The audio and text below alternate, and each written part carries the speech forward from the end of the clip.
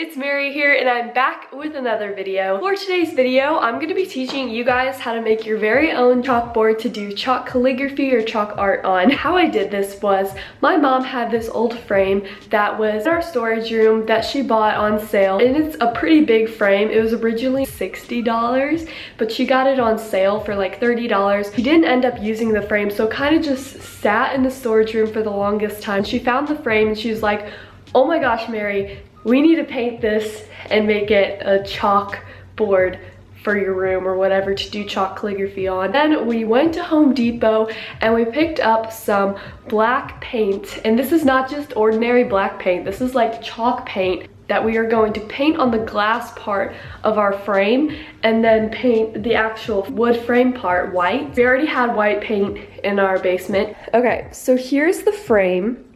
We are gonna paint it with this chalkboard writable erasable finish. So we are gonna paint that on this glass part right here. And then this frame, we are going to paint white. You can just use an unused frame and just recycle it into a chalkboard, which I think is really cool. I'm going to be painting this outside. So this is on some cardboard and then I propped it on a little Tupperware container. Hopefully it's not too wobbly, but just to elevate it so the sides are easier to paint.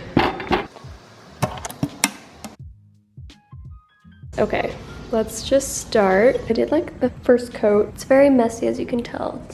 It's not perfect, but I didn't try to make it perfect for the first coat. And then the second coat, the white's gonna be definitely more white. So I just did a second layer and now I have to leave for cheer practice. So I'm gonna let this sit and dry, and then when I come back, I'm gonna do these inner areas right here, the brown parts that you can see. I'm back from cheer practice. Now I'm going to be painting the inner corners. This is just a normal brush that I use to paint canvases, and if this is too big, then I have a smaller one. So I finished painting the frame part of this white, and now we're gonna break out the chalkboard paint. You can use this on glass if you are wondering. I know a lot of you guys might be wondering, why didn't you just separate the glass and picture from the frame part so it'd be easier to paint? The other side has paper on it, so you can't open it because I think the picture was for decoration. There's my brother. Clean with soap and water, rinse and let dry. So yeah, I guess I'll do that.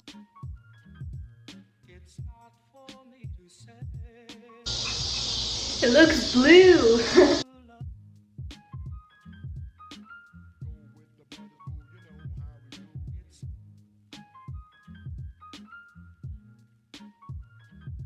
We have some visitors. Wait.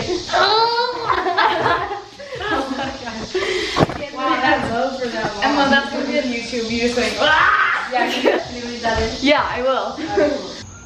Now to wait for that to dry.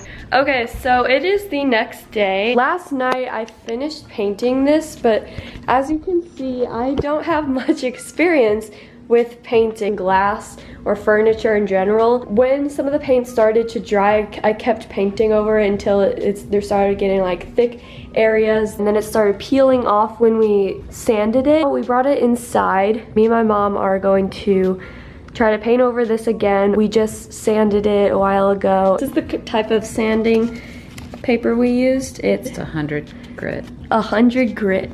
Yeah. So yeah. I was telling Mary, if you push really hard, it'll give a real thin layer and then the glass will show through it. But if you kind of do a smooth, even stroke, then it covers well. Sometimes things like this bright light can actually make the paint dry too fast. When the paint dries too fast, then when you're trying to paint and cover it better, it dries and it gets sticky. And you don't want the paint to get sticky. You were painting in the garage and it was very humid in the garage. That's true. Yesterday was humid. So I think that's why we had trouble. This says after 3 days, it's ready to use. All right guys, hello, it is later.